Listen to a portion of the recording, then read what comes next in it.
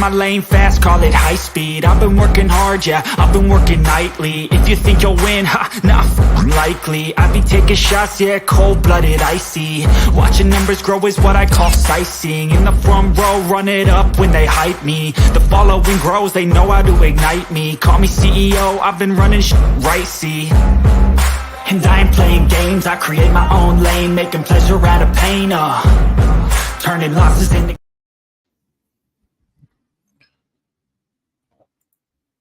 What is up, everybody? Welcome to State of the Steelers, where today we're going to be watching the Steelers versus the Atlanta Falcons as they are fixing to kick off in about 20 minutes or so. I want to say hi to the folks that are here. Jared Devil, Steelers fan.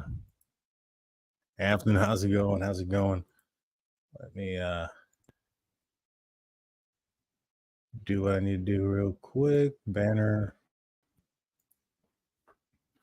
All right. So Mike Tomlin said that he was going to be playing the starters, but it doesn't say it's going to end up being the case here. It's been reported a couple of people that didn't dress. Cam Hayward didn't dress. Larry Ogunjobi, Kevin Dotson, Nate Herbig, James Daniels, and Mika Fitzpatrick hasn't been seen one way or the other, but highly doubt we're going to see him. I think you're probably going to be able to add TJ Watt to that list, here in a little bit. Probably going to be able to. Sorry about that. So, like I said, you're probably going to be able to add TJ Watt to that list of players that are not dressing. Let me go ahead and put on a little bit of music for the background noise. But I'm excited. I think we're going to see Kenny Pickett probably for one drive. I think that's going to be more what he's going to be playing. I think we'll probably see all four quarterbacks in this game. Let's see. Hey, Aquatic, what's going on? What do you want to see in this last preseason game with limited starters? Now, I want to see the starters that are playing, or whoever's playing. I just want to see them, finish. It's the last game before the preseason. I want to see them play hard. It's only going to be a drive. And the other thing I want to see is just everybody get healthy or stay healthy. No major injuries, nothing like that.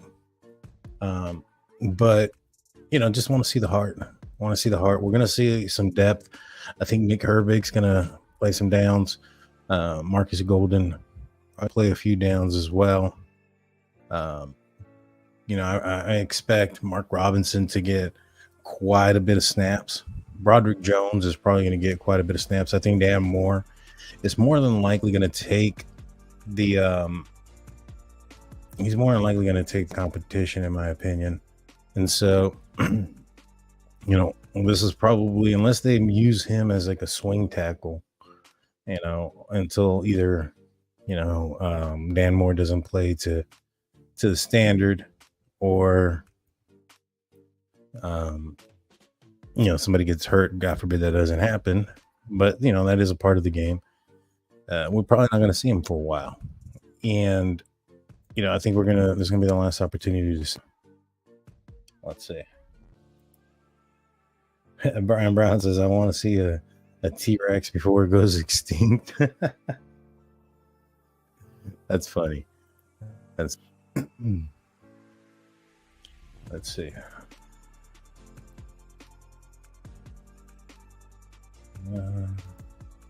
We want to see solid and better inside linebacker play. I agree 100% on that one as well.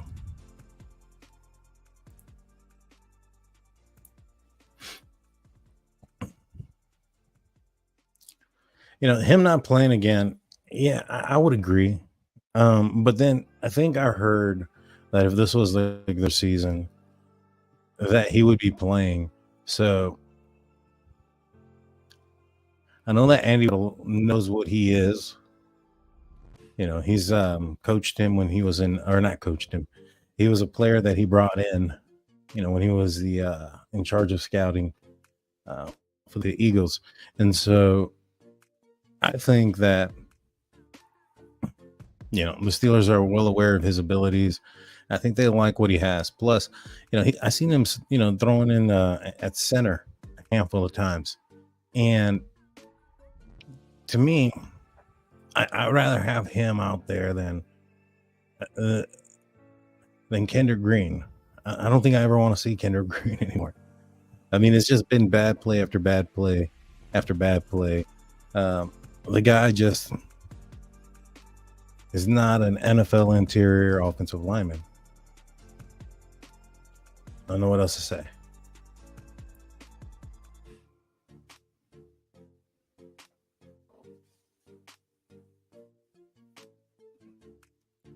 All right. Also, I want to, guys, I think it's on the 29th. I believe it's this Sunday.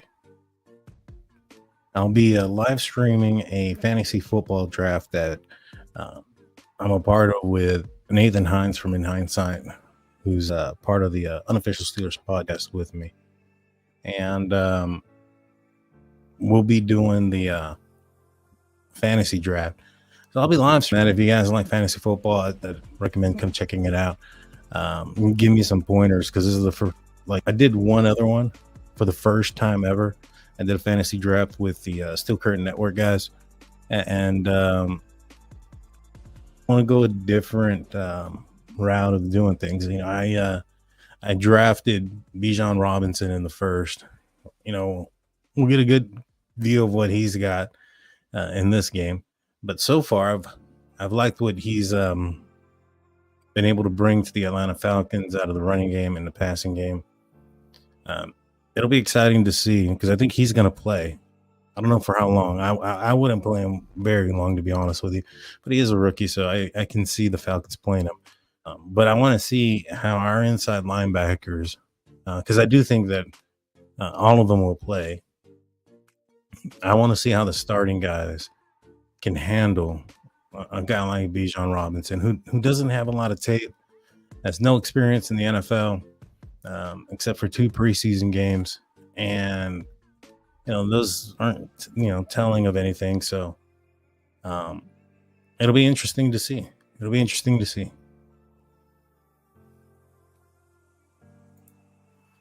do you think the Falcons will be able to run the ball? Do you think the Steelers will be able to run the ball? I do think the Steelers will. I don't know, man. There's a lot of guys. Let me go back to who was missing. James Daniels. I wouldn't be surprised if Isaac Seumalo isn't playing. That was 12 minutes ago. Let me check it out, see if there's anything.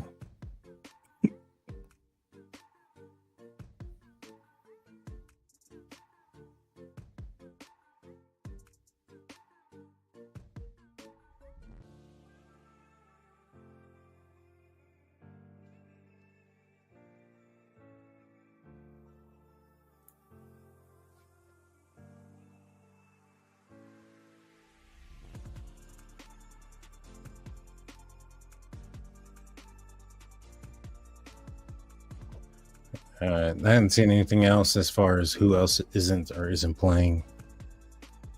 If Kendrick Green ends up not making this team, I think I would like to see in this game him at fullback.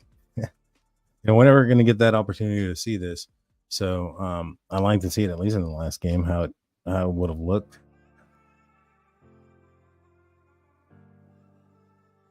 But I do think the Steelers are going to end up being able to run the ball.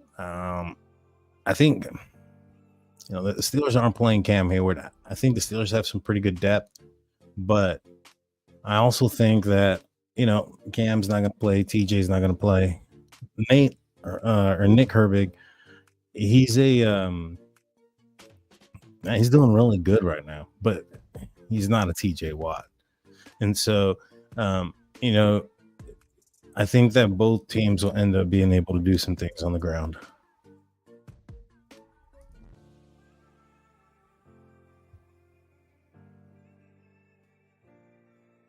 100% on that one.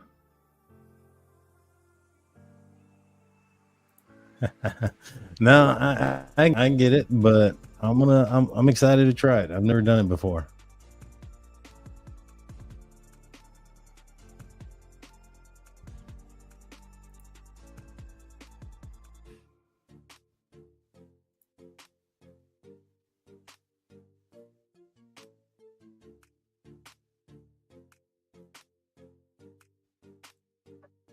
I have to watch B. John. I don't know if Adams will be much help with him. You know, that reminds me of something. Daryl Austin had um, spoken earlier this week and said that they're going to be end up missing a guy that they think is a starter capable player on Sunday. On the defensive line. Now, typically, the Pittsburgh Steelers only keep 6. So your locks are Larry Ogunjobi, Keanu Benton, Cam Hayward, and DeMarvin Leal, in my opinion. So you got 2 spots left, and you have Martavius Adams, Isaiah Loudermilk, Brandon Fihoko, and Armin Watts battling for those 2 spots. Yeah, I think that Loudermilk has been doing pretty good this offseason. I really do. And I think he's taken that step. He was a guy that the Steelers traded up for. So to give up on him would be like to give up on 2 picks, right? And so I think he's going to end up making the team. I think the Steelers like Brandon Fihoko a lot. So does that mean they cut Armin Watts? Does that mean they cut Martavius Adams and just go with a Keanu Benton at nose? I don't think so. So maybe perhaps they keep 7 and that's where Fihoko or Armin Watts end up making the team. Let's see.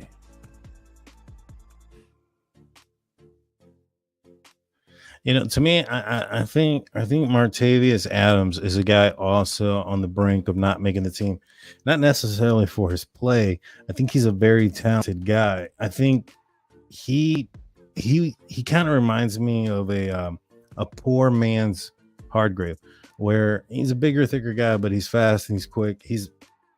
He has some pass rush ability, not a lot, but a little, and they have him playing nose. And I don't think that's the right spot for him.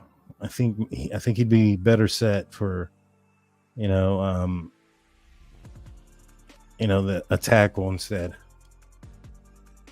But I do think that Martavius Adams might be on that block. I think that the Steelers like Brandon Fihoko more. I think he's going to end up being the starter.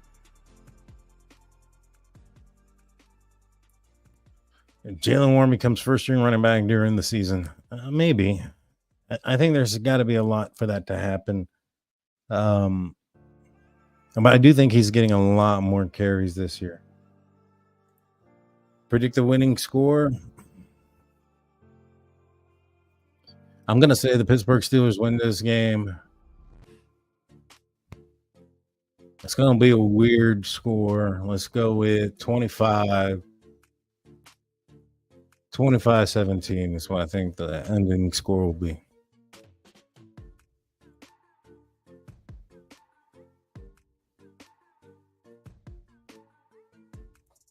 Got you.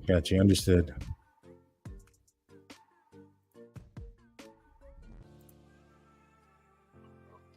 I'm excited about this game. I'm excited to see Kenny Pickett, one more dress rehearsal. I'm excited to see him go out there and command the offense. It's been very impressive thus far, in my opinion. He's looked poised. He's looked confident. One of the bigger things that I've seen one of the bigger improvements that I've seen out of Kenny Pickett is his pocket presence and confidence. He seems very confident in the pocket. There was a lot of happy feet And sometimes he left pockets in the wrong direction. He was running backwards instead of, moving up in the pocket. He also, left some clean ones, right? And so far, even when there's pressure, he's been able to move forward and out of the way. And I love the fact that he's looking down the field to try to find, the open guy versus trying to use his legs, right? And so, I think that happy feet stuff has stopped, and he's more confident in the pocket. And I just want to see that progress. I want to see that continue. I don't foresee him playing a lot if James Daniels isn't playing. Who ends up coming in for James Daniels if Kevin Dotson isn't playing because he's injured? Nate Herbig isn't playing because he's injured. Is it Kendrick Green? Hope not. I hope not. Spencer Anderson, is he going to get an opportunity to play with the first team? 7th round rookie, protecting your future quarterback or your future of your franchise or the present of your franchise. I don't know if there's trust there. Like, who do you put in?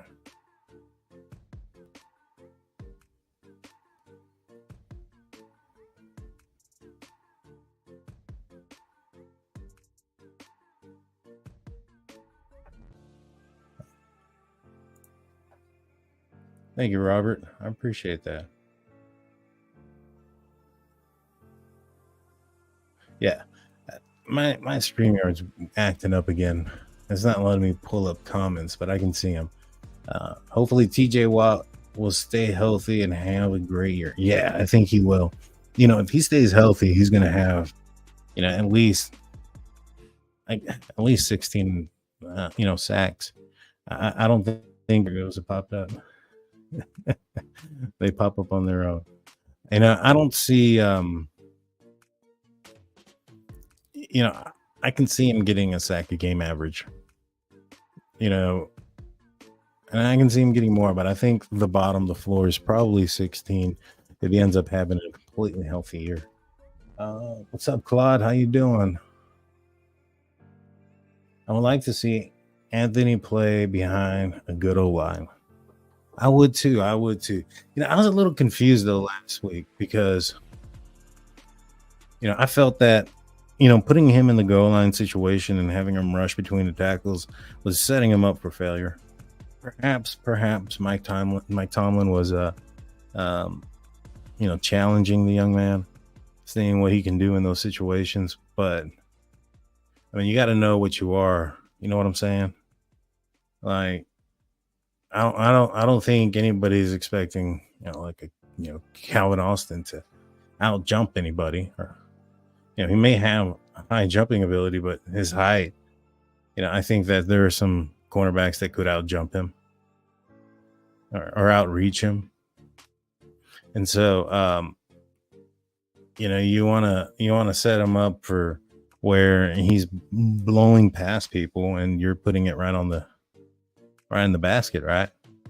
Which is what Mason Rudolph did in his long touchdown of the preseason.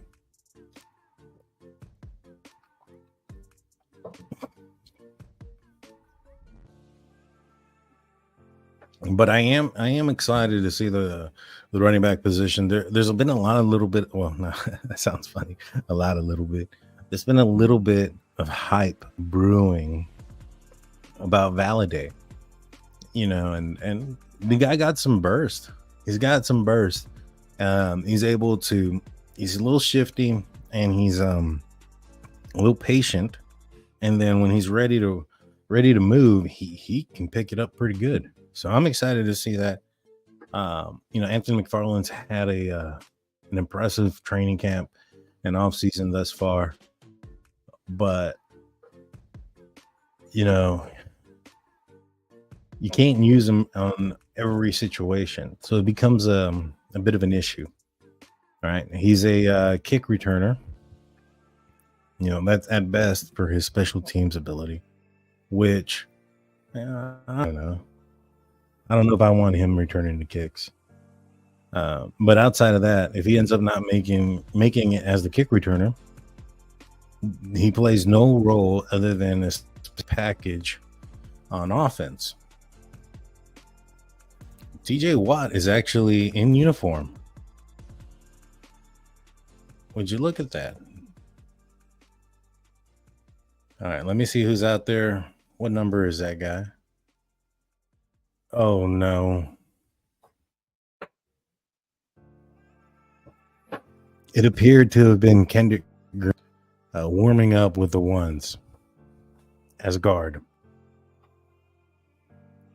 You know, I really don't think I want to see Kenny Pickett play in this game. Oh, no.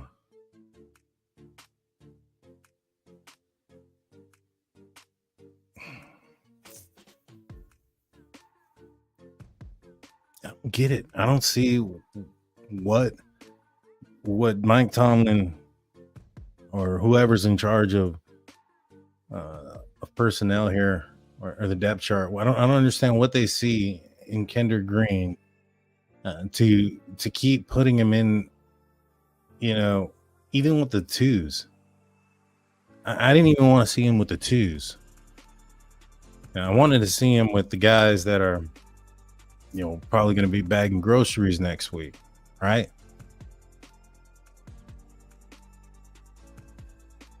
You don't want to see him with the twos, much less with the ones.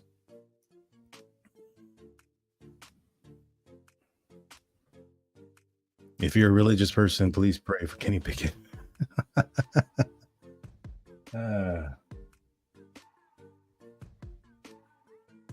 Claude, I hear you. I hear you on that one. Claude says, I want the first team to look good, but I want them to lose because 3-0 seems like a curse.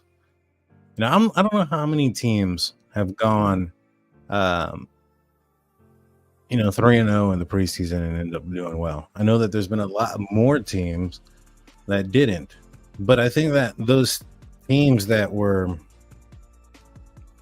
3-0 and didn't do well in the regular season is because they were bad teams that required their first team to stay out on the field longer. You know, back in the day, there was a little bit different philosophy. They kept the first team out there until they did good. And if you had a bad team, sometimes that was going up against, the second team of the opposing team. And in those situations, you might see, a bad team end up going up. And then you have the bad team's backups going up against their third team by the time they come in. And then they end up winning the game at the end. And those are the games that are deceiving, right? These games for the Pittsburgh Steelers that they have won up to this point, and they've been dominant with the number ones across the board. And so I think because of that, even if Pittsburgh Steelers win this, tonight, I think that they're going to be the rule or the exception to the rule when it comes to that curse. Just my opinion.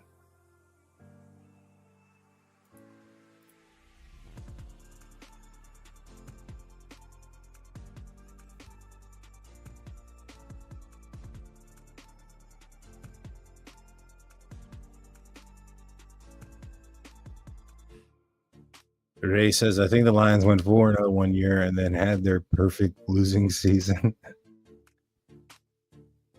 That's true. That did happen. Fortunately, there's only 3 preseason games, right? So this is a new era. So those previous curses don't exist right now, right?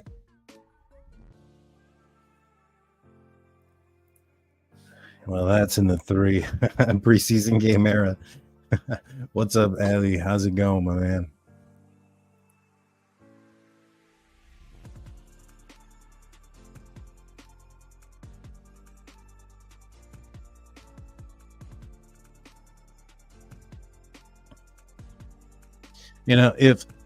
If Kendrick Green is going to end up playing right guard also, this is going to impact Najee more than anybody, in my opinion. You're going to end up seeing um, him have to fight some guys in the backfield, and then everybody's going to say, "Oh, we want Jalen, right?" Because Najee's not doing well. I can already hear it and see it. I'm not going to judge Najee if he does poor tonight because of Kendrick Green. If he does good tonight or great, I'm going to attribute it mainly to him because I'm going to feel that he's going to have some obstacles in his way if Kendrick Green's end up being the guy. And still haven't kicked off yet.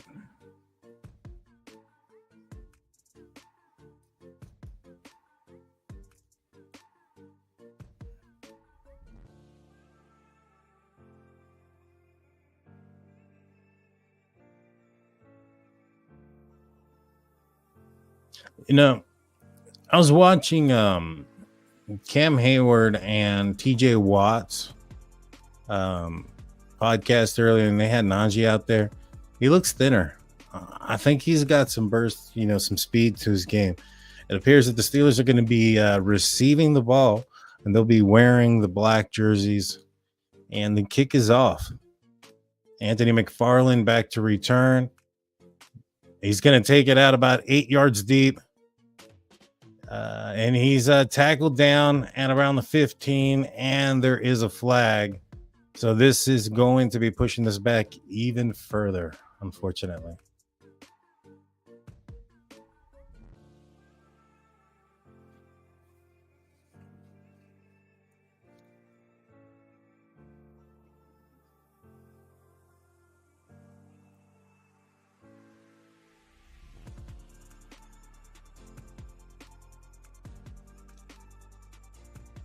Half the distance to go, blocking the back by Mark Robinson. And it is Kendrick Green out there at the right guard position, looking extremely small on this offensive line. Najee Harris in the backfield. Kenny Pickett under center. It's a play action. Pass to... It's a completion to... I can't think of his name. Allen Robinson. I was like, he's the new guy. I know what his name is. But little gain, probably a yard. It was taken down pretty easily. Kenny Pickett was under pressure. It'll be 2nd down and 8.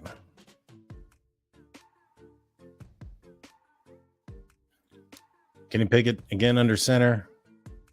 It is a jet sweep to Calvin Austin for minimum gain. It's going to be 3rd down and probably 6.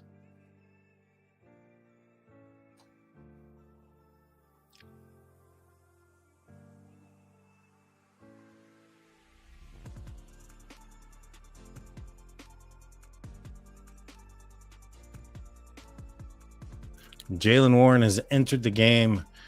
Kenny Pickett in the shotgun with Jaylen Warren to his left side. George Pickens in the slot. Kenny Pickett goes back, throws deep, has a guy, Deontay Johnson, long gain out at the Pittsburgh Steelers 45. Right on the money. That was a beautiful throw. Led Deontay Johnson down the field.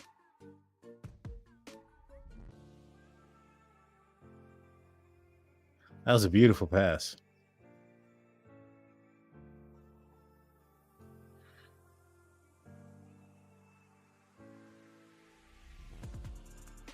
Kenny Pickett under center. Jaylen Warren as the tailback behind him. It is a toss. Warren for a gain of about 7. It'll be 2nd down.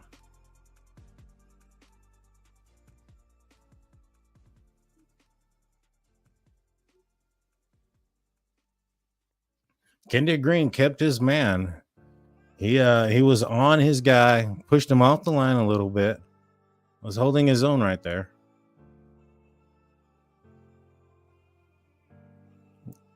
Najee Harris is back in the game behind Kenny Pickett under center. A handoff to Najee. Up the middle, big gain for about 10 yards or so.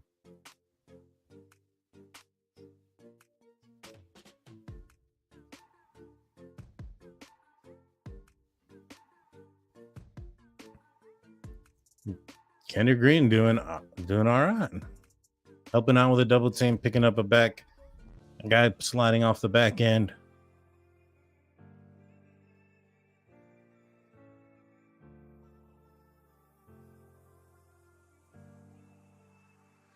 Kenny Pickett, handoff to Najee Harris, hit in the backfield, move forward.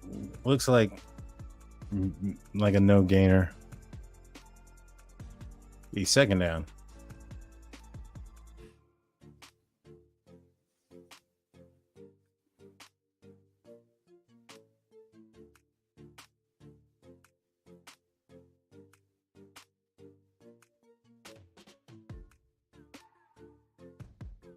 Kenny Pickett in the shotgun. Pat Fryer move to motion. Kenny Pickett throws it deep. Dang. George Pickens with a catch at the 1 yard line. That was crazy. It was deep down the sideline. Kenny Pickett proving that he has a deep ball ability. It is man-on-man coverage. Single high, let it fly. Wow. Kenny Pickett hands off to Najee Harris. Touchdown, Pittsburgh Steelers. Another drive, another touchdown for the Pittsburgh Steelers in this preseason. Every time Kenny Pickett's come into the game, he has ended the drive with a touchdown.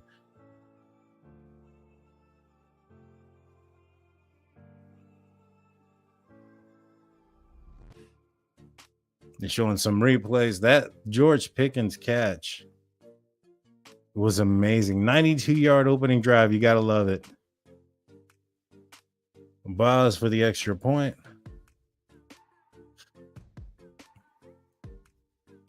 And it's good.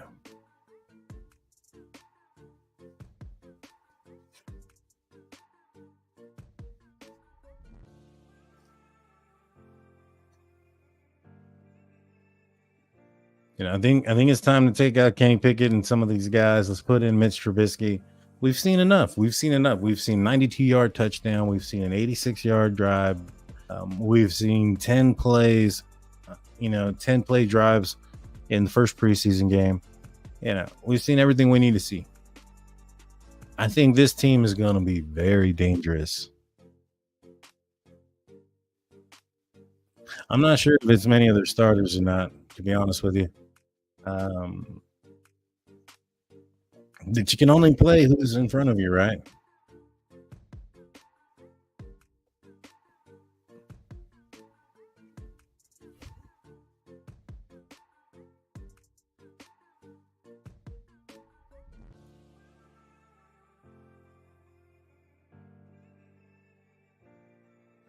But good drive right now for the Steelers to drive down the field.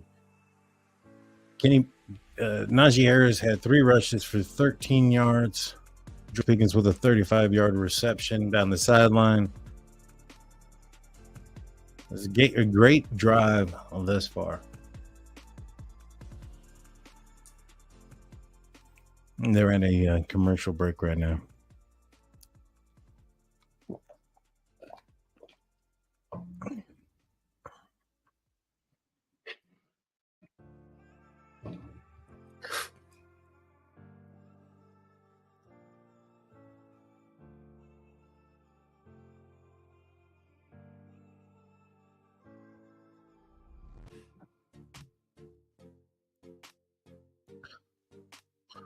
So is this the twos they're playing? I know for a fact Clark Phillips isn't a starter. That's my homie nephew. So I got all the plug on him.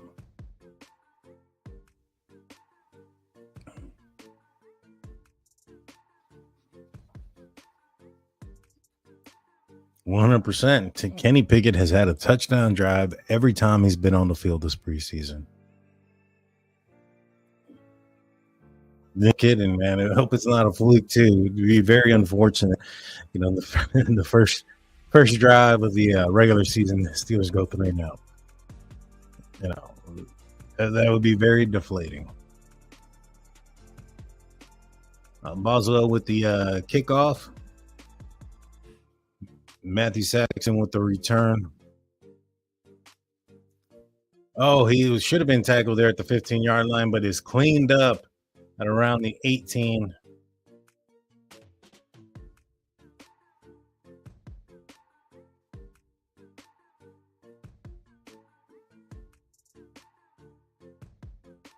Taylor Heineke is getting the start tonight for the Atlanta Falcons. He is coming into the game right now.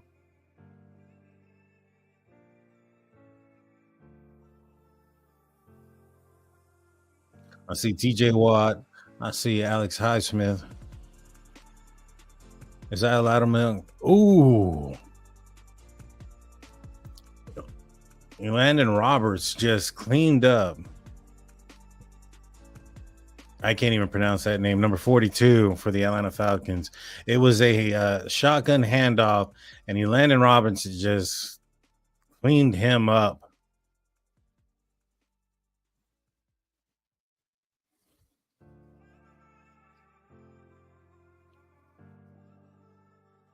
Tyler Heineke and the shotgun.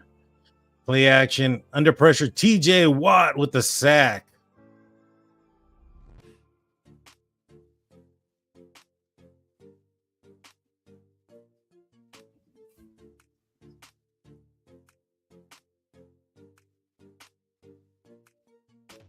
Yeah, this is pretty bad.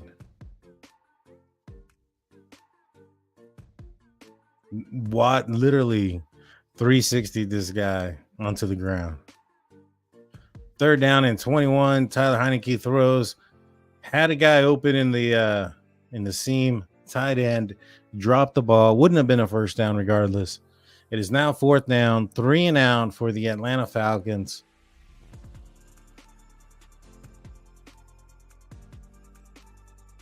I believe those are a lot of the twos for the Atlanta Falcons.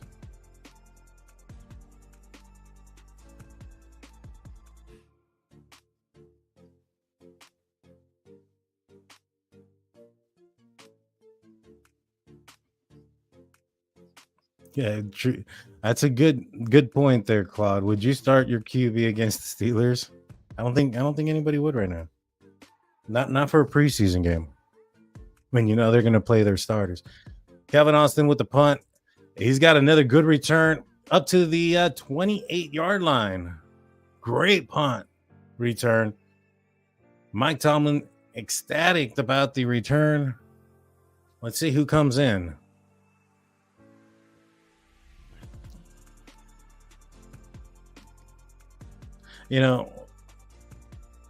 This special team stuff is what you can, that's probably the one thing you can expect to see be consistent in the preseason and in the, the regular season. Right. And so I don't think this special teams is a fluke. Kenny Pickett still in the game. It is a screen to Najee Harris. Has it wide open. Mason Cole in front of him. Out at about the 13-yard line. 1st down, Pittsburgh Steelers.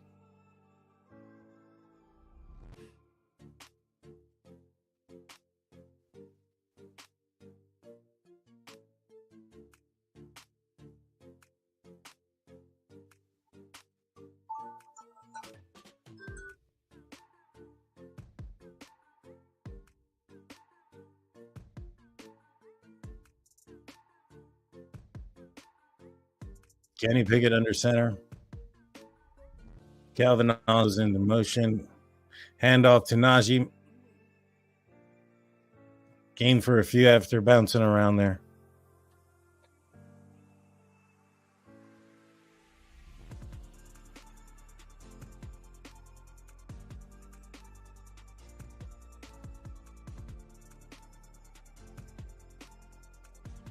Yeah, I saw that Mr. Malibu. He's playing for James Daniels, who didn't suit up today at right guard. George Pickens goes into motion. Another handoff to Jalen Warren. Makes a few people miss. Touchdown, Pittsburgh Steelers. Jumps over for the stretch. Another drive. Kenny Pickett that ends in a touchdown. This time on the legs of Jalen Warren.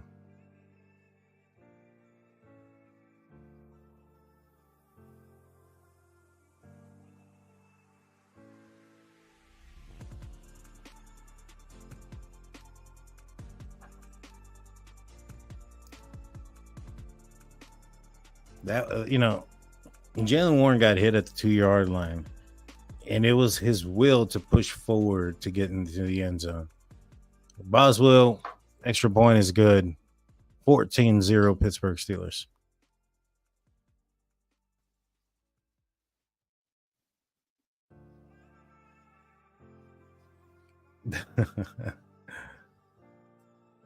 It's looking good so far. I'll say that. It is looking good so far. 14-0.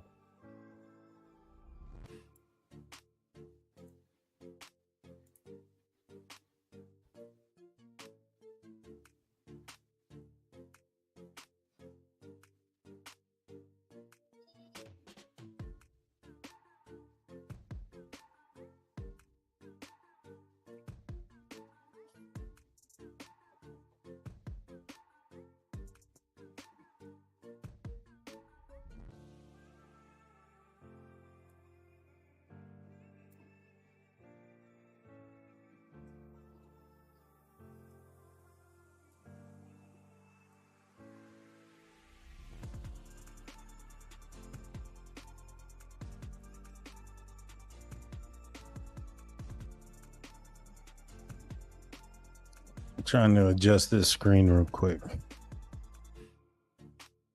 All right. I can move myself back and put myself up here.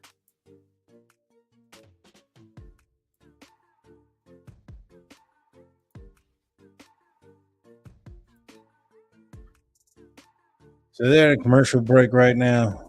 When they return, it'll be the Pittsburgh Steelers defense going up against the Atlanta Falcons offense.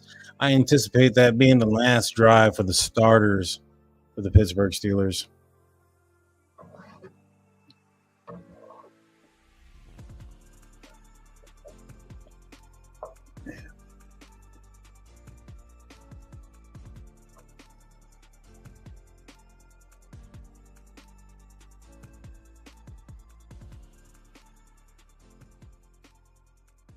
So they're still at a commercial break, but so far the Pittsburgh Steelers doing amazing. I mean, like I said, is it against their twos? Probably so, but this is the way they're supposed to look against somebody's twos. It'd be concerning if they didn't look this way. Kenny Pickett was 4 for 4, 86 yards. Najee Harris had 4 carries, 18 yards, 1 touchdown. Boswell with the kick. Matthew Sexton with the return. As Lane gets tackled before reaching the 25, down at the 24.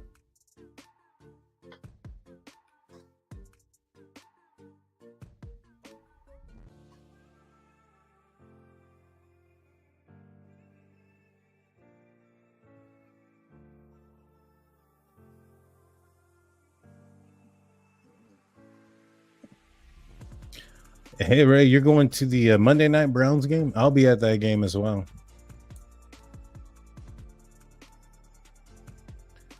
TJ Watt is not in the game anymore. There's a handoff, minimum gain, tackle by, looks like Quan Alexander. Pickup of 1 yard.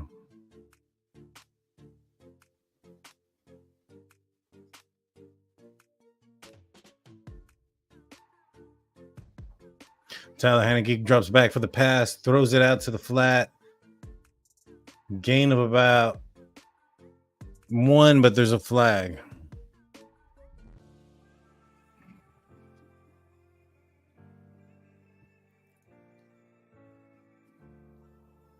It's on the Pittsburgh Steelers. 12 players on defense.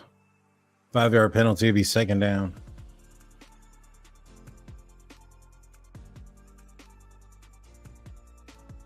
They caught the Steelers trying to sub out. Didn't work.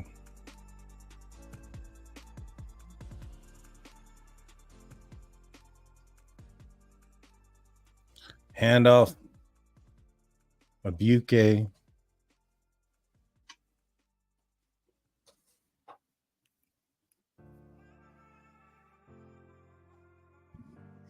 Yeah, no, man. I'll win that one too.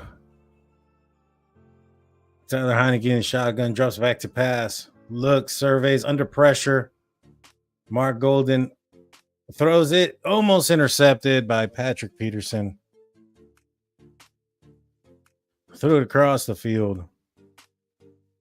It is 4th and 1, and they will be punting.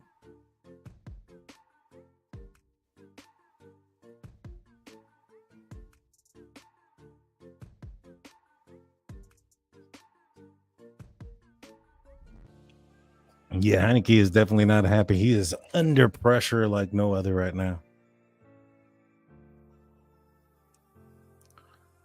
The Atlanta Falcons to punt.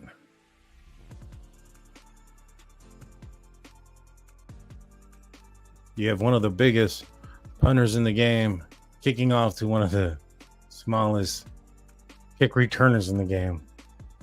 Huge kick. Calvin Austin returns. He gets hit down at about the 25-yard line, about 10 yards on the return there. After the 56-yard punt.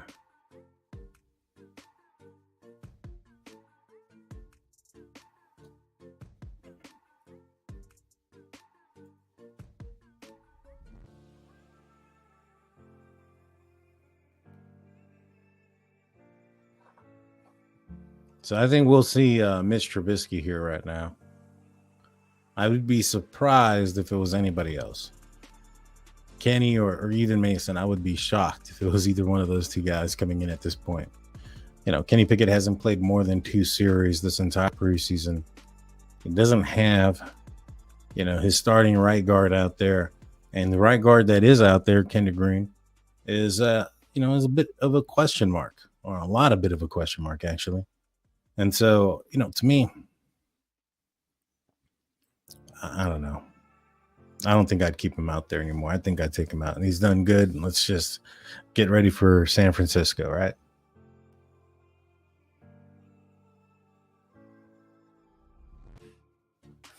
%. 3 and out will be the theme this year for the opposing offenses. Top 10 defense is coming. Yeah, I agree. I think this team is going to make a huge leap from last year.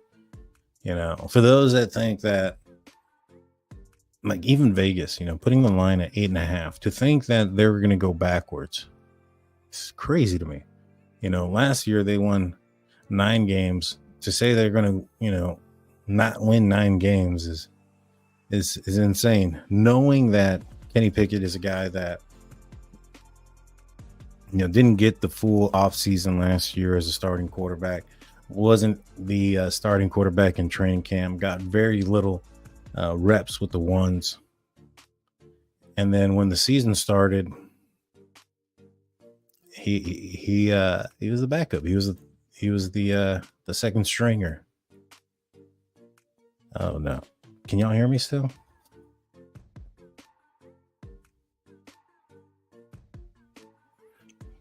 Testing. All right. My mic is acting up, and I just heard my voice go out. And it is indeed Mitch Trubisky out there. And Anthony McFarland, play action pass. Pass to Connor Hayward, caught in the for a first down there.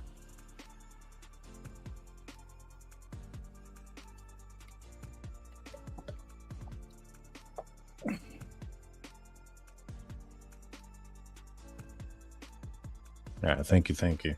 Yeah, my voice just, but I think it's because I have some new headphones and they're acting up right now. Mr. Trubisky hands off to Anthony McFarland. No gain, I believe. If anything, maybe a yard.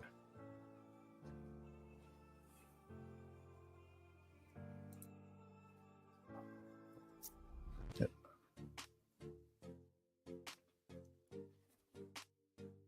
It'll be 2nd down and 8.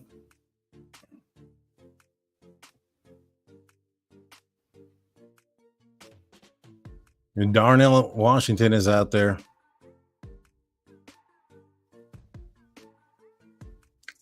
And Mr. Trubisky in the pistol. Handoff to Anthony McFarland, who bounces it out for a big gain. Huge.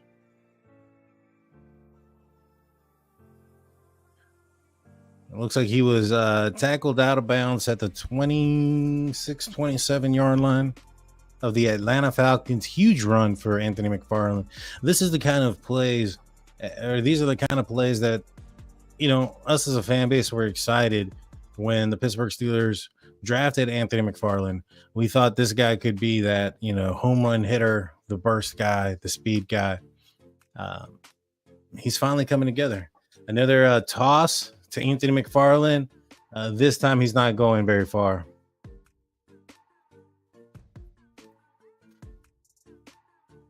I think it's no gainer.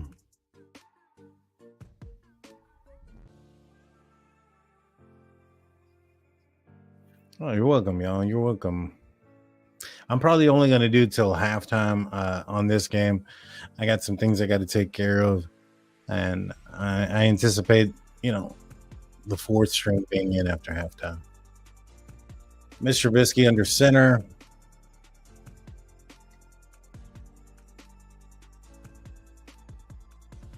A handoff to Connor Hayward, who changed direction and makes nothing into something.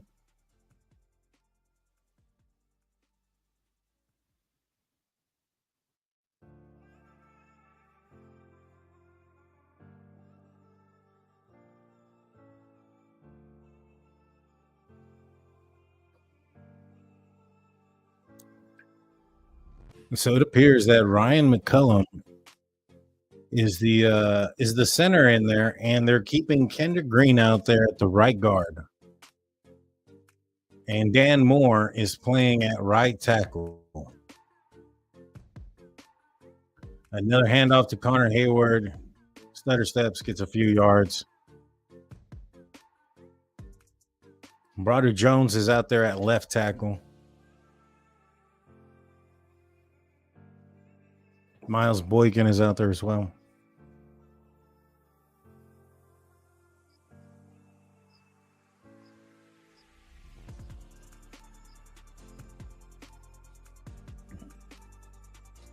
Calvin Austin, Gentry, and Connor Hayward in the game. Mr. Trubisky in the shotgun puts Gunnar Olszewski in motion. Another handoff to Connor Hayward. It will be 3rd down.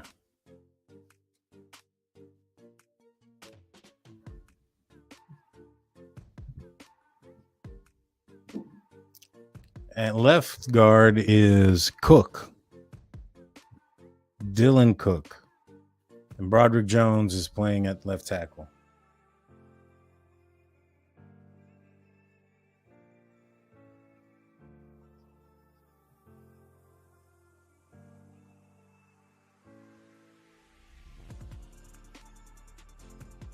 Anthony McFarland goes into motion. Mr. Trubisky drops back out of the shotgun. This is getting sacked. He'll be down at the 19. He had time. He kind of panicked in the pocket and kind of just bounced around in the wrong direction and ended up getting sacked. That was, maybe a coverage sack. I can't tell from this angle what was going on down the field. But Broderick Jones kept good on his guy. 4th down and 14. It'll be a 38-yard attempt. And Boswell is good. Pittsburgh Steelers will be going up 17-0 against the Atlanta Falcons.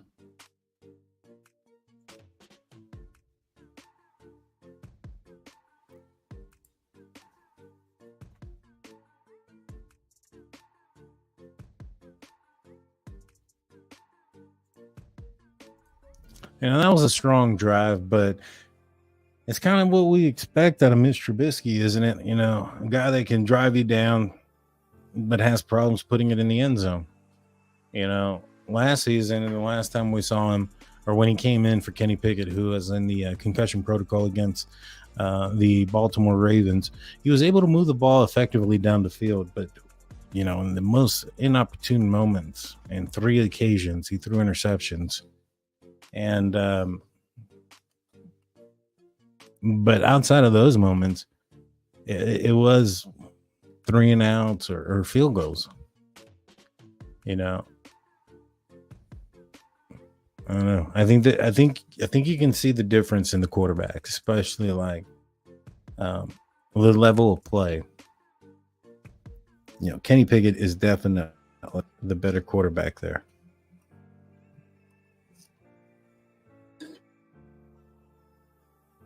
Glad we stayed at Trubisky as well. Yeah, he's good. He's all right. I just don't. There's a clear reason why Kenny's a starter though.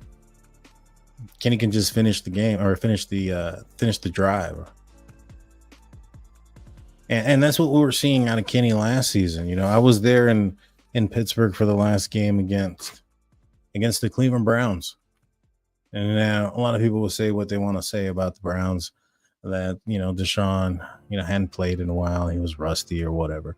He had 6 games at that point. He is what I've seen Deshaun Watson play before when the Pittsburgh Steelers played them in Houston. Didn't really look much different to me, to be honest with you.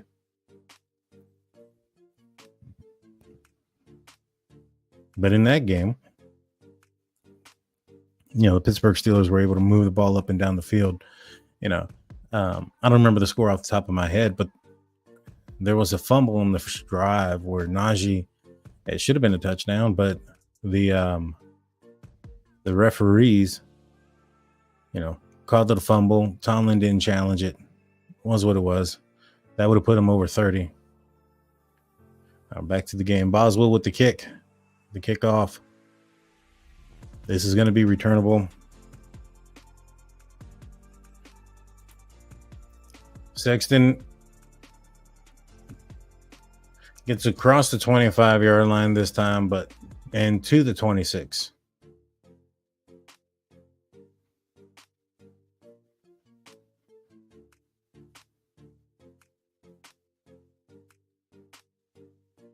I would have liked to have seen Desmond Ridder tonight play a couple, I would have liked to have seen what he would have done. I don't think he would have done much better.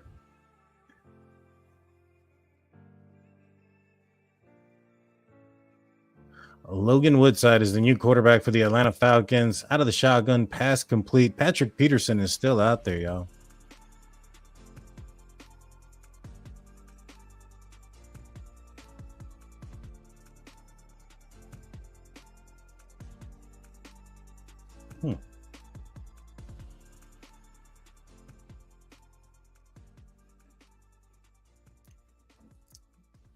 Woodside under center.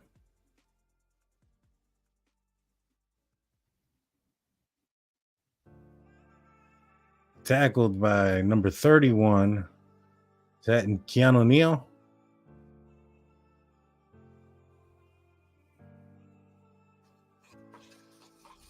Alex Highsmith is still out there as well.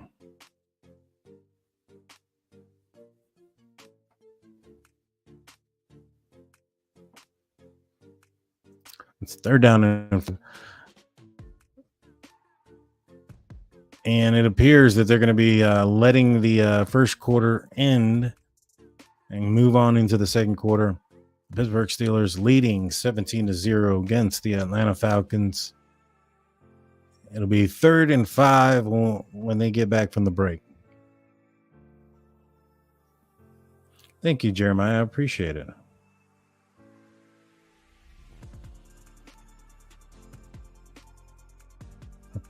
Hey, Angel D, how's it going?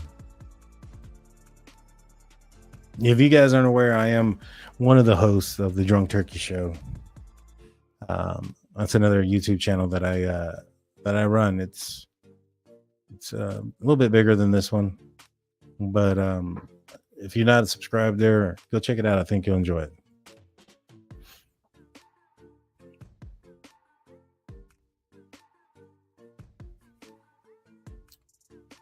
So far, I think that the Steelers looked impressive.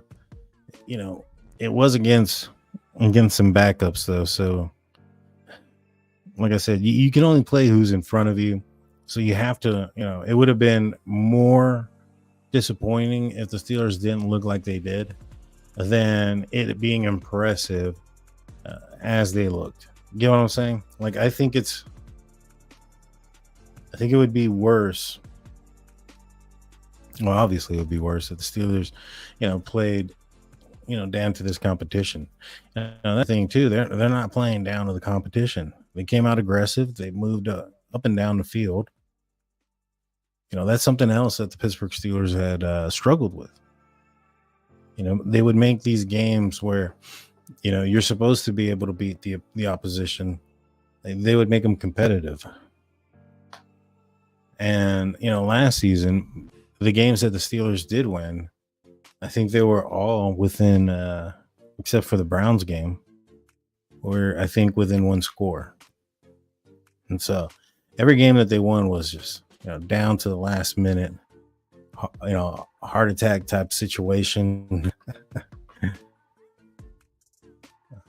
But this team seems focused. I think they have a chip on their, they've heard the media and what they had to say. Kenny Pickett's heard, mainstream media say he's the fourth best quarterback in the division.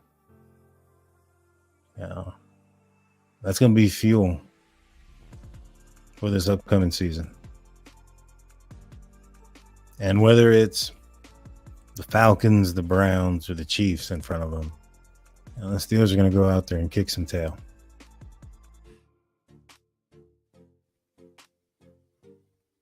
Oh, awesome, Ray. Appreciate that. Woodside in the shotgun formation. Devontae Casey as safety. Ooh, there's a pass, but hit right away by Quan Alexander. I'm not sure it's going to be at it looks like they gave him on the first down, but it was pretty close.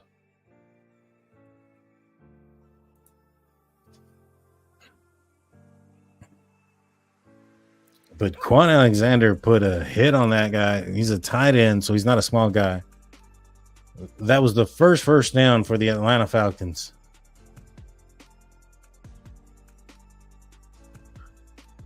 I see Herbig in the game replacing Alex Highsmith. So Alex Highsmith's night is done, I believe.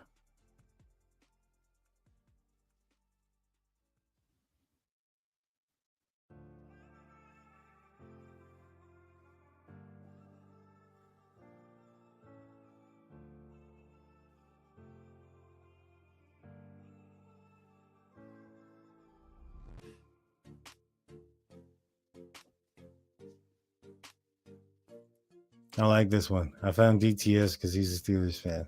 Yep. Shotgun formation. Ooh, tipped by the blitzing back coming in off the side. Woodside went to pass to his left. We had a blitzing defensive back coming in. Chandon Sullivan, who last week had a crazy deflection interception. Very athletic play. A lot of people were looking at him as being, a downside. I don't know, he's showing up so far. I see Patrick Peterson is still out there. It's a inside linebacker blitz, pass to number 83. He is pushed out of bounds, gain of about 6.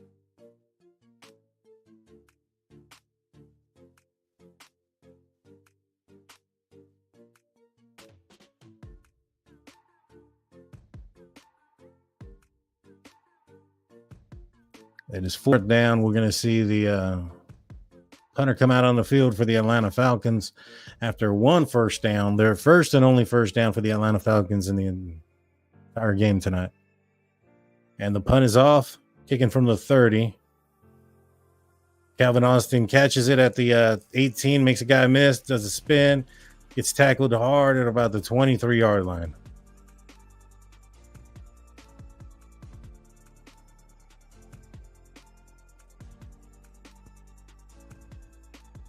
It is 17-0, 12 minutes and 59 seconds left in the second quarter. And the Pittsburgh Steelers will be coming out after the initial break.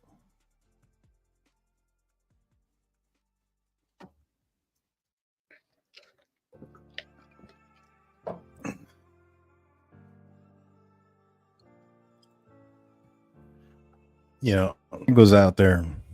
He replaced Alex Highsmith. And, it didn't look like he got any pressure, but he's had an amazing, training camp, preseason thus far. I want to see this transition into the regular season. One of the biggest things or downsides to the Steelers defense or TJ Watt and Alex Highsmith is that they play at such a high level, high performance level every time they're out there that they do need more of a break every now and then. So you'll see, TJ Watt and Alex Highsmith play somewhere between 65 and 70% of the snaps. That's a significant amount of time for a third or fourth, outside linebacker. And during times where there's injury or fatigue on the starting outside linebackers, the drop has been huge, whether it's Jameer Jones or Malik Reed. The Steelers just hadn't found an answer, for the outside linebacker after the starters. And this year, you got Golden, free agent pickup, has had himself a career as an outside linebacker. And then you have the drafting of Nick Herbig, I'm sorry. I'll be the first one to say I was a little skeptical about the draft. I thought, man, another brother. Is this the reason why? And I was also a little critical on his size. I thought that maybe he'd play better if he moved around to, maybe inside linebacker or off-ball linebacker.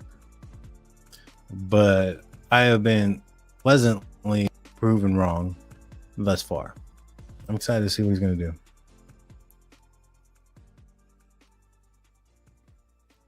Do you think Sully has earned the attitude from fans? Personally, I'm more focused on what he's doing now than what he did with the last team.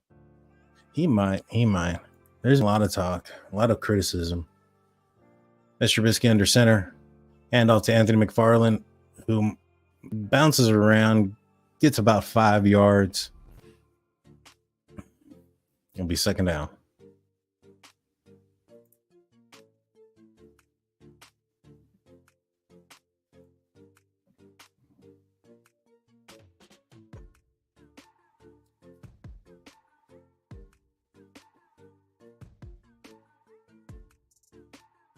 Well, it looks like Dan Moore is still playing at the right tackle. You know what? I think it might be somebody else. It is. Dan Moore is out. He is no longer in the right tackle position.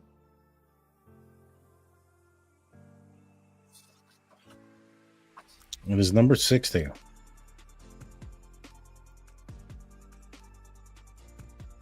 Dylan Cook, who's being moved to the right tackle position.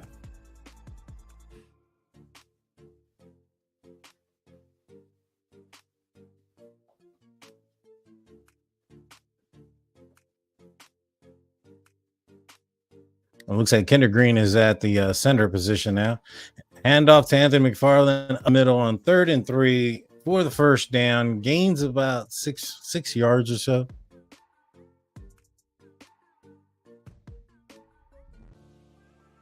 Spencer Anderson is there at left guard.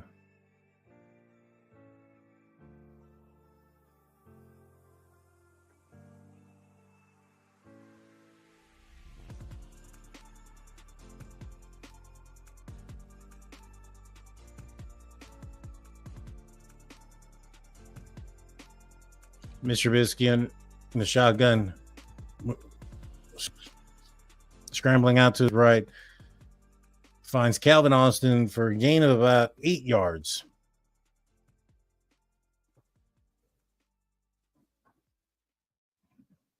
I don't think Kinder Green is 6'4".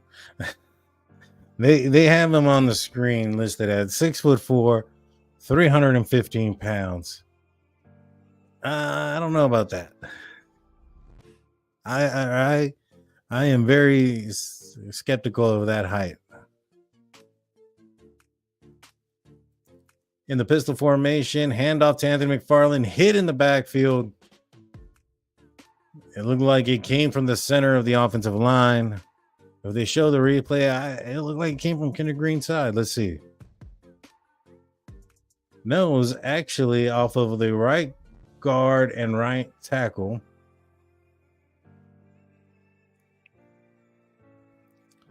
Extreme amount of pressure off the right side. No chance for Anthony McFarland. It is 3rd and 4.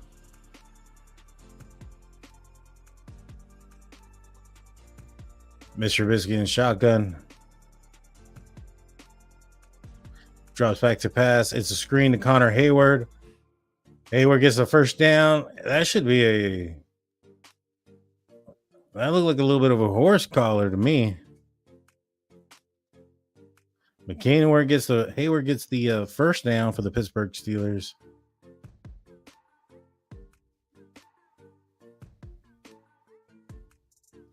Out there for tight end is Rodney Williams. Connor Hayward's play, who I haven't seen. And if you guys have seen him, let me know in the comment section. Zach Gentry, I have not seen in the game. False start on the Pittsburgh Steelers. On Rodney Williams, the tight end that I just brought up.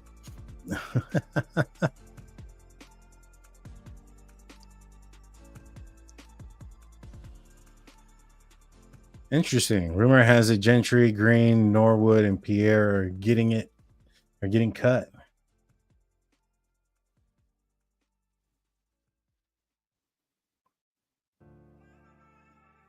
Looks like Connor Hayward is in the backfield. Handoff to Connor Hayward. And he's getting tackled in the backfield. Darnell Washington was a tight end on that play.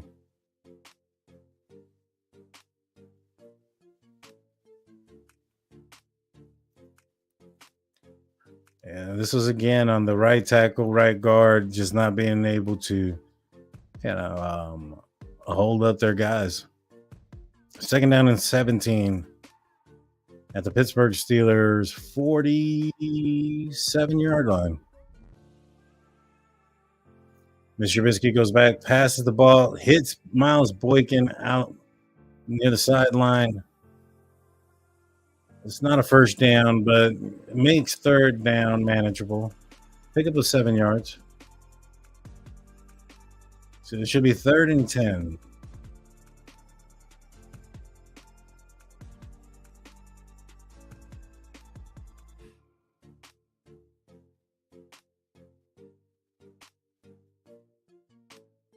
Third down and 10.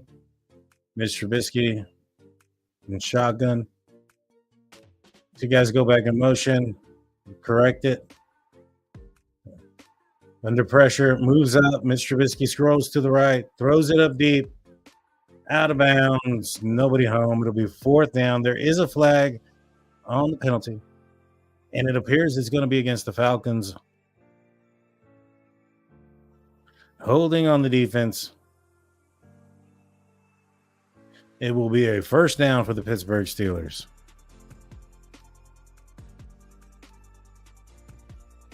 Cornerback on Calvin Austin.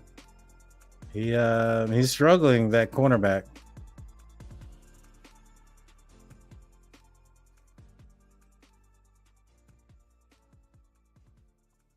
Trone Brooks out of Southern Miss.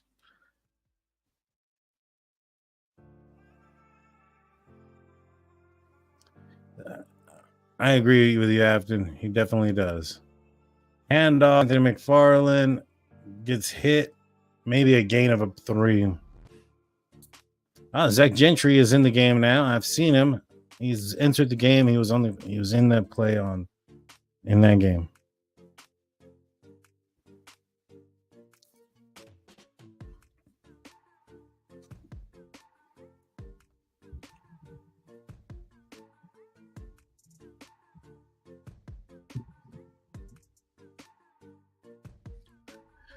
It is 2nd down and 8. Mr. Trubisky under center. Hands the ball off again to Anthony McFarland. Dances around. No gain. Maybe a yard.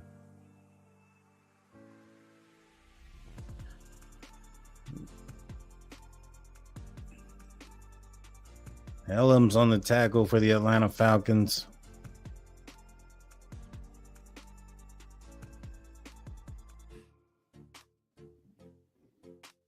Be 3rd down and 6.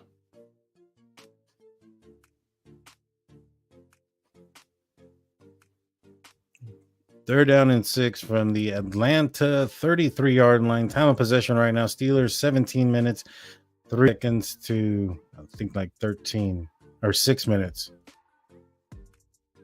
Trubisky throws it deep. And way overthrown. There's a flag. I think that was well over his head, but Gunnar was a target on the play, running down the sideline on a deep bomb. It's a pass interference play. Well, I'll take it. This drive heavily assisted by penalties.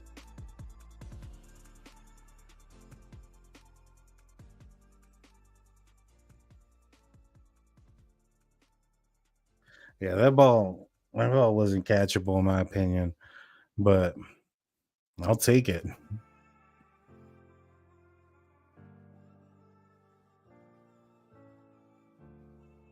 It'll be 1st down and goal at the Atlanta 5-yard line. Zach Gentry goes in motion. Mr. Trubisky under center, hands the ball off to Anthony McFarland, cuts it back. Looks like a touchdown. It is touchdown, Pittsburgh Steelers. Anthony McFarland stretching out past the goal line after getting hit about a yard out. Pure will getting into the end zone. The score goes up to 23-0, 20 pending the point after. Again, a drive heavily assisted by penalties, but finished off by Hart. Anthony McFarland actually dragged 2 guys and then over another guy, stretching out for the end zone.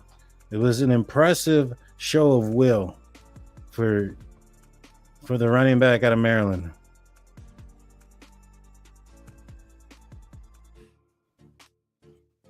Anthony McFarland tells Tomlin, I see your challenge, accept and overcome it. Good job.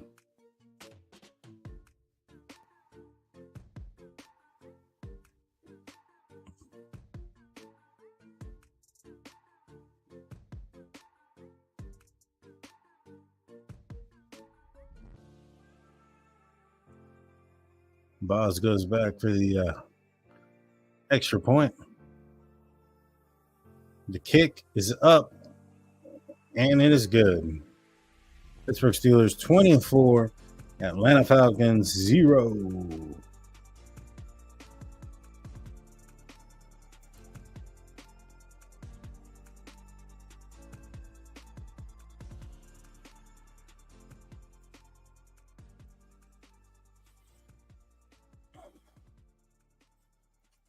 That was a good thing for Anthony McFarland. I think that does, definitely this drive and his will and determination to get into the end zone in that moment.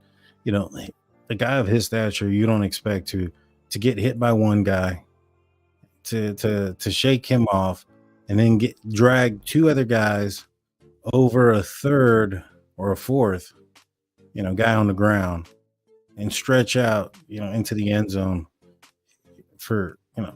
The initial hit was like at the 4-yard line. So he pushed his way into the end zone. Very much similar to like Jaylen Warren when he scored his touchdown. But Heavy run game, end zone this game. All 3 touchdowns coming on the ground. I like it. You know, it's not the splashy touchdown pass from 25 yards out or anything like that. It's getting physical and showing your will on someone.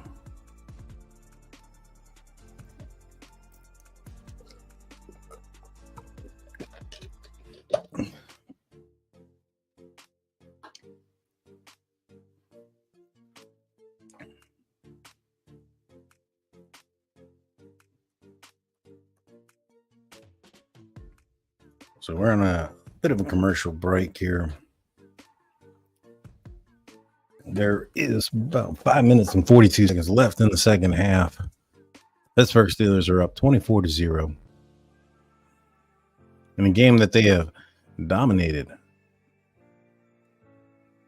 You know, what did I say? 25 was what the 25-17. Well, that prediction already is wrong. There's no way the Steelers can only score 1 point.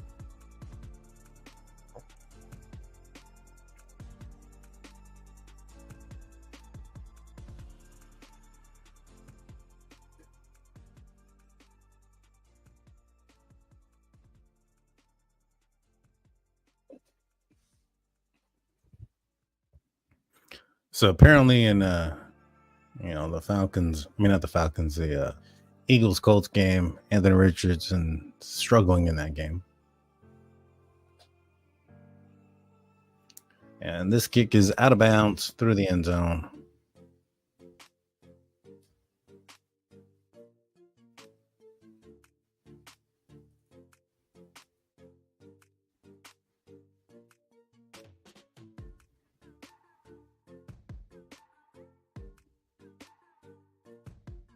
Be first down and 10 at the Atlanta Falcons 25.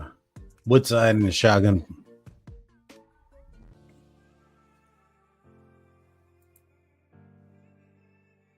Looks like a blitz. It gets picked up. Completed pass. Keelan Harris from the Atlanta Falcons. 26-yard gain.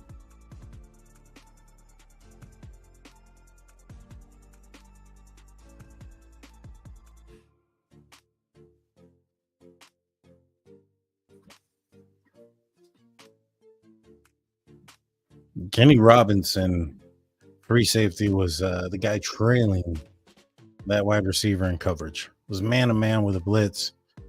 The crosser beat him. Woodside and shotgun. Oh, that looked like a bunch of false start. And Woodside was lucky because Nick Herbig was coming off the edge there.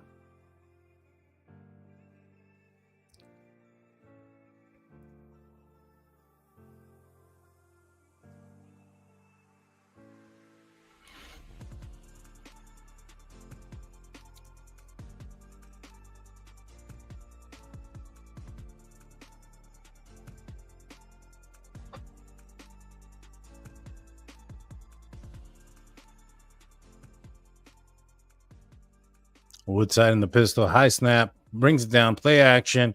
Ooh, pressured and down by Elandon Roberts, sacked.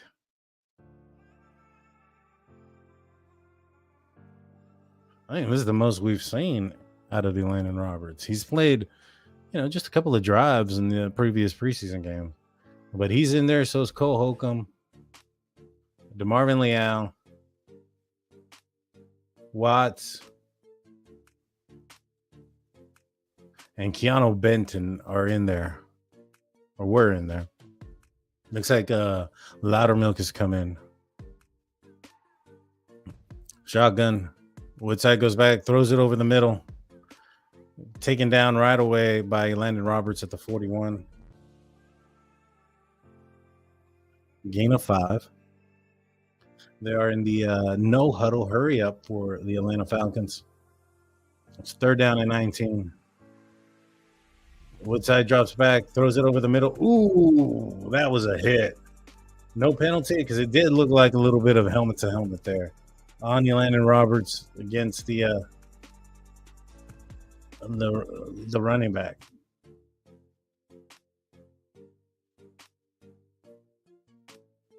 That was a hard hit. And I'll tell you what, the inside linebackers for the Pittsburgh Steelers this year is night and day with what we saw in the last couple of years. And I, for one, couldn't be happier. The Atlanta Falcons are back to punt. Calvin Austin back to receive. It is a fair catch at the 12. There is a flag on the play.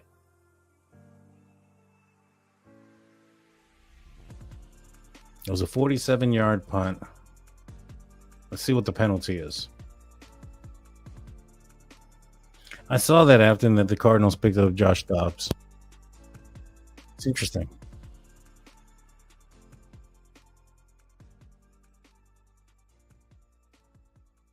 Player out of bounds.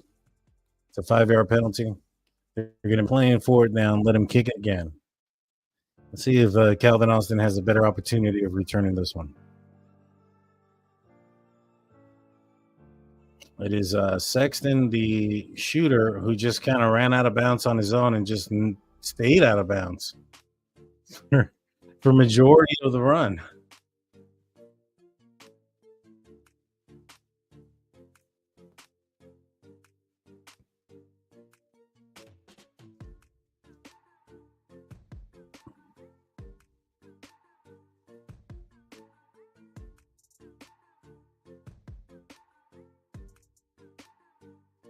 And the Atlanta Falcons punting again for the second time. Calvin Austin, this is a returnable punt. Goes up the sideline, gain a few, gets out to about the 30.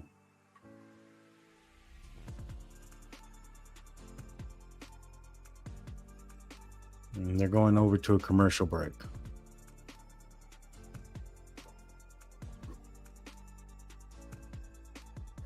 You know, the Steelers end up playing Seattle this year. It's the last game of the season, I believe, on New Year's Eve, I think, in Seattle. You know, the Steelers recent history, you know, with Big Ben, it didn't do too well when traveling that far under the West Coast. We'll see if Kenny Pickett can, overcome those, whatever it is that the Steelers have, the curse of going to the West Side. Let's see if they can overcome that this year, because they're going to be traveling out there, I think, a couple of times this season. You know, Vegas. I think they play,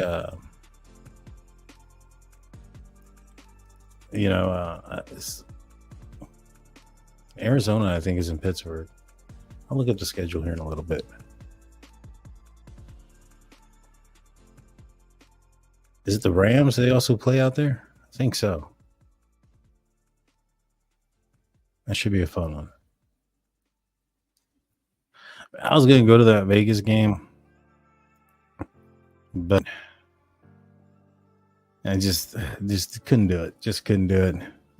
We got a new baby and I got a few dogs. So what ended up happening is we decided that I would be going to the Steelers-Browns game with my father.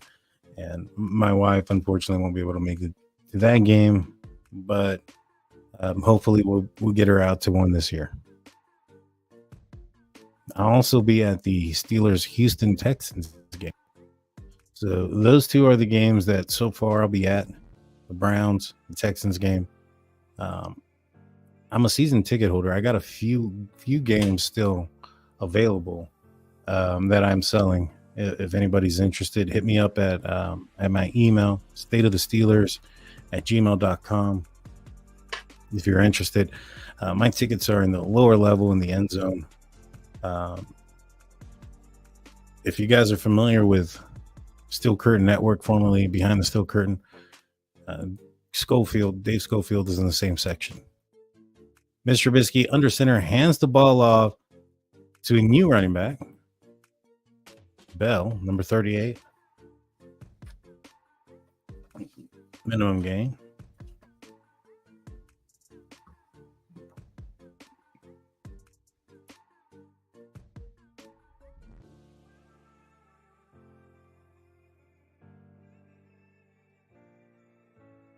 Mr. Trubisky comes out in the shotgun. Miles Boykin in the X receiver position down at the bottom by himself. Mr. Trubisky goes back. It's a screen to Bell, who gets just a few yards. It'll be third down for the Pittsburgh Steelers. How's it going, Wilbur? Oh, I definitely think we should beat the Browns.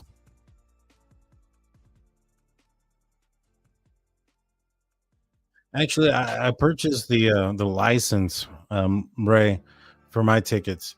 I was on the waiting list and I waited like 2 years, and then Dave Schofield how he got his, and he purchased his license, and so I did the same. Mr. Trubisky in the shotgun passes out to the right, completes it to Gunnar Olszewski, who breaks a tackle to get the first down. That was a good play by Gunnar Olszewski, who's battling for a roster spot. You know, there's a 2-minute warning. Right now there's a bit of a battle going on for the 5th and 6th wide receiver on the team. Let's kind of break it down. Who are the locks, right? We have Deontay Johnson, George Pickens, Allen Robinson, Calvin Austin, in my opinion, are your locks. Now, are the Steelers going to go with 5 wide receivers, or are they going to go with 6 this year? There's if they're going to end up going with 4 tight ends or 9 linemen or 7 defensive linemen, they got to cut. Right. I'm not sure if the wide receiver room is where you do your cuts, but I think they end up possibly going in there with 6, but I can definitely see them going in there with only 5, and it'd be Miles Boykin. But if they do have a 6 right now, I think that Gunnar Olszewski is the favorite for that 6 wide receiver position. So he's battling it out with Miles Boykin, 2 guys that are known for their special teams. Gunnar Olszewski, who didn't do so well last season as the kick and punt returner for the Pittsburgh Steelers. So Miles Boykin, he has shown his value at special teams with the Steelers. So we'll see. How many of you guys think? How many receivers do you think the Steelers are going to keep? Are they going to keep 6? Are they going to keep 5? If they only keep 5, who are they cutting?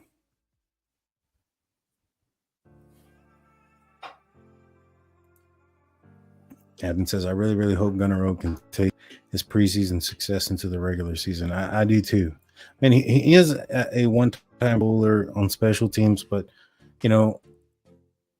as a punt returner or kick returner, your job is to make people miss and do some things with the ball in your hand. And he didn't do that last year. This year, this play is a pretty good example of, thus far, him, breaking tackles, making people miss, getting first downs.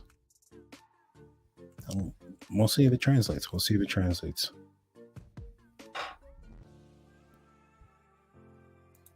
I agree. I can see them going only with 5 as well. I can see it being Boykin. I think that if Calvin Austin struggled as a punt returner, I think at that point is when we probably see a new, we would have seen, Gunnar. But because Calvin Austin he's been proven to be a very dependable guy so far, there's a little bit of a hesitation when he catches the ball and surveys the field to determine where he runs.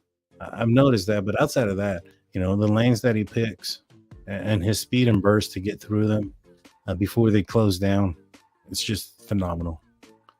Phenomenal.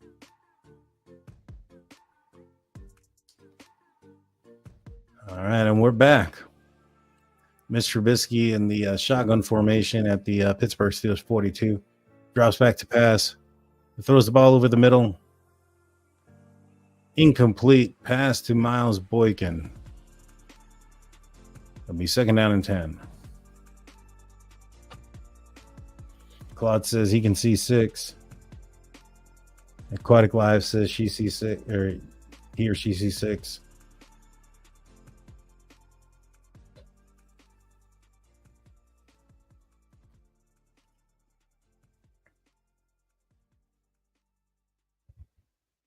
Mr. Trubisky in shotgun goes back to pass.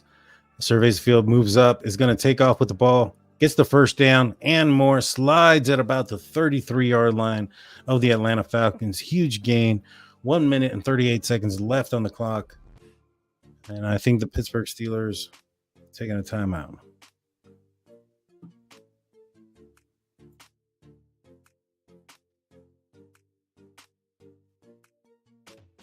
And that was an impressive run by Mr. Trubisky, I will say. That's one thing that he does have with him. One of the, his pluses, so to speak, is the fact that he's able to, he's got some wheels. He can run when he needs to.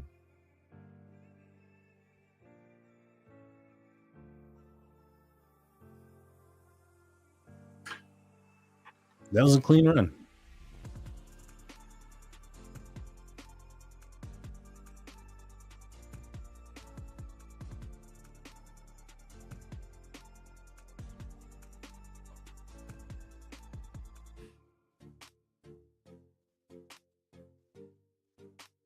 Rodney Williams goes in motion. Mr. Trubisky drops back to pass, throws the ball deep, and just airs it out a little too far for Gunnar Olszewski. Out of bounds. It'll be 2nd down and 10.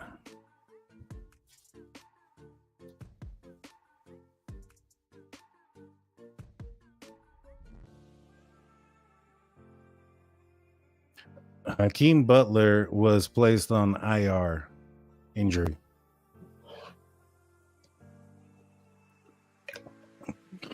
So was Cody White.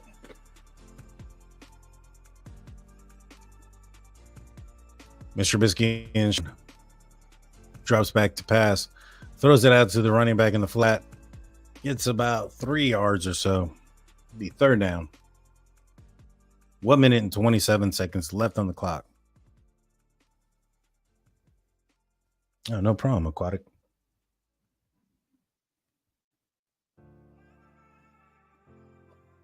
Third down and 8.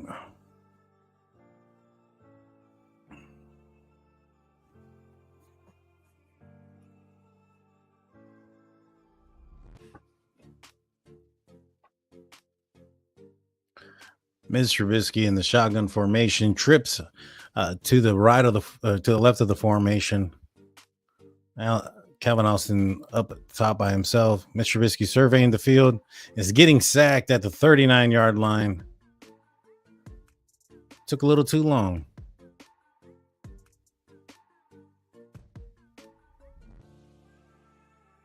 Atlanta takes a timeout. 1 minute and 21 seconds left on the clock.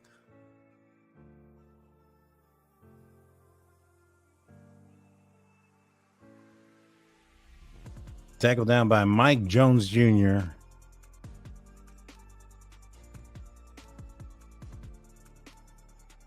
This is true. This is the first punt of the Pittsburgh Steelers for the Pittsburgh Steelers in this game. I would have hoped that they would have done a field goal or at least attempt. Let's just see Boz kick it out there. That would have been like a 50, 55. I think he has enough leg for it.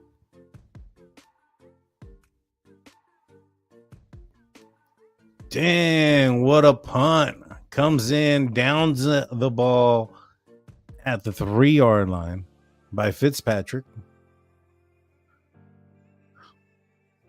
Presley Harvin has had a very impressive preseason this far.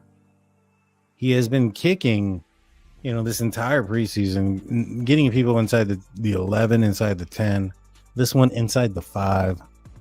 And he kicks it so high that it allows, there was both gunners that were underneath the ball waiting for the ball to come down. They fielded it as a punt. I think Fitzpatrick could have thrown a fair catch. All right, so they're at the 3-yard line, 1st and 10. Woodside hands off to the running back, gains maybe a yard. It'll be 2nd down and 9. 1 minute and 7 seconds and counting down in the second quarter.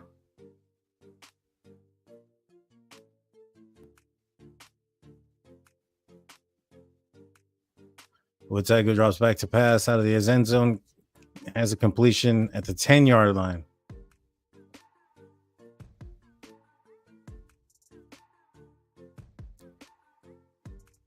$40 seconds, 39.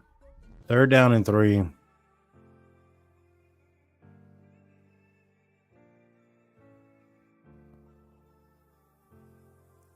Woodside and shotgun. 26 seconds on the clock. Throws the ball in the slant. Has a receiver. Picks up the first down at the 24-yard line. Atlanta takes a timeout. 18 seconds left in the game. They still have a timeout in the books.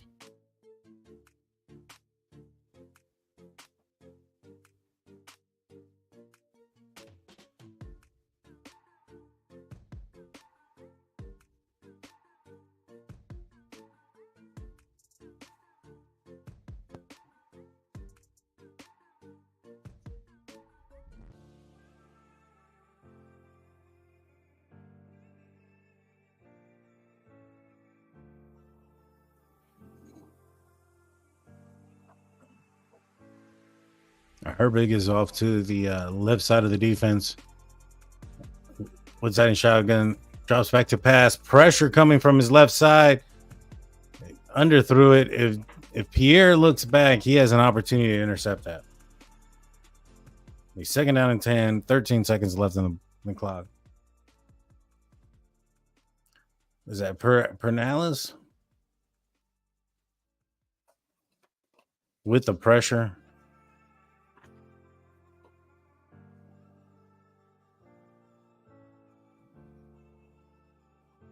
Woodside and shotgun.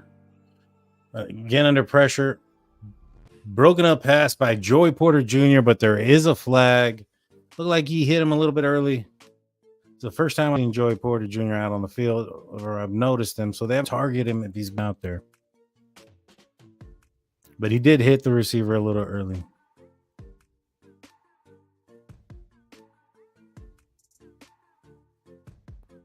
I don't know how much it was.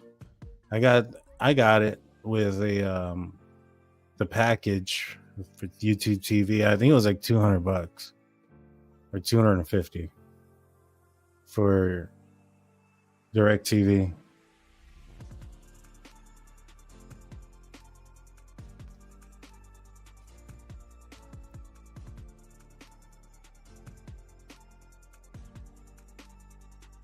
Woodside and shotgun. Looking at Joey Porter, throws it over. Hit. Ali gets hit by number 17.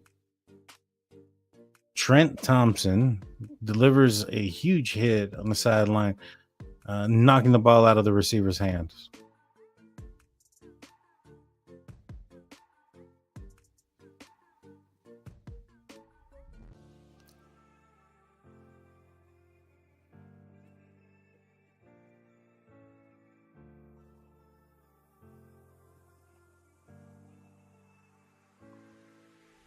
Handoff, and the Atlanta Falcons will be conceding. It is now halftime.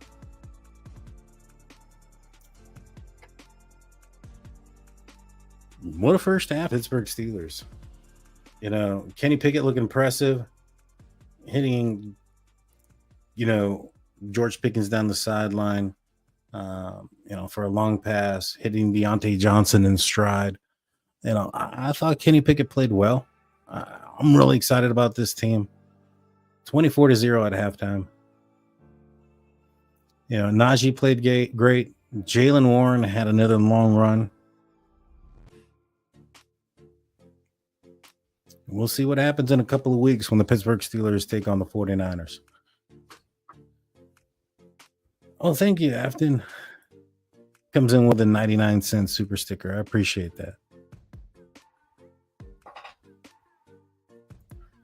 100% Frosty. The Steelers do look awesome.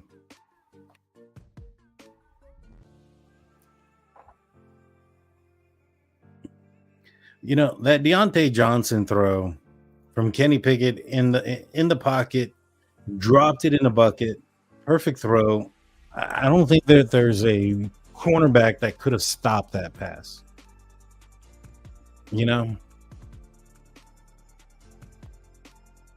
ones versus twos or threes doesn't matter. The Steelers look determined and so much faster than everyone they have played.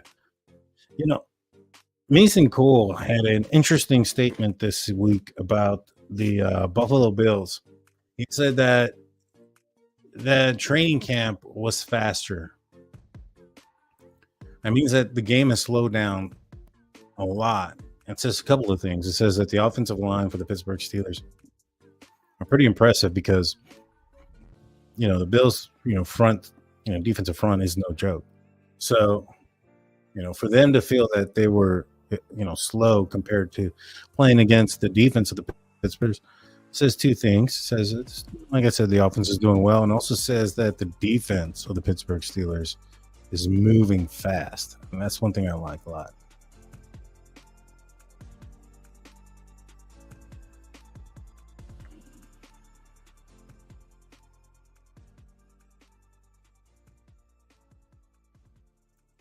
I'll be shutting this down here pretty soon. I was only going to do the first half, y'all.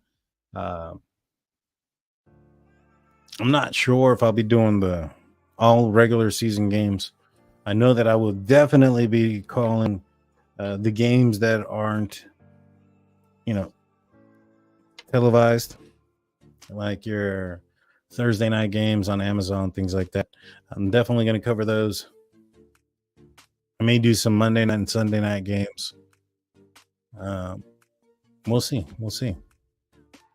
I think this is my first year doing this. This is my third game that I've called. I kind of like it. I enjoyed it. I enjoy talking to you guys. Enjoy calling the game. It's exciting. But during the regular season, I'll tell you guys what, I get a lot more animated. There was a time, I've said this story, I think last too, where I nearly broke a lamp because I was so excited after the Steelers scored. I spiked a miniature football into my couch, right? And then I jumped up and threw the touchdown sign. But in doing so, my arm went through my lampshade. I didn't realize I was that close to it. My wife just looked at me like, "What are you doing?" And I was like, celebrating.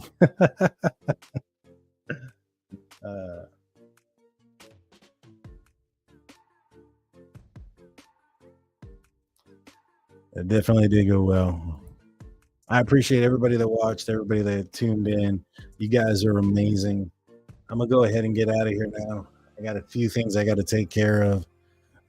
I will be doing a podcast for Steel Curtain Network that is on the audio side only. So if you want to hear that podcast, you got to go to like Spotify. You'd have to go to Apple Podcasts, Google Podcasts, anywhere you find podcasts. Look up Steel Curtain Network, a State of the Steelers podcast that's going to be airing out tomorrow, 11 a.m. You don't want to miss it. It'll be basically talking about what we saw tonight. A post-game type of podcast. If you want to check that out, make sure, like I said, go check out Steel. And then on Monday, I will be on the Steel Curtain Network YouTube channel with Shannon White talking Pittsburgh Steelers on the Steelers Hangover. Don't want to miss those things. Go check those guys out. They come up with content all the time as well. But until next time, y'all, I'm outie. Peace.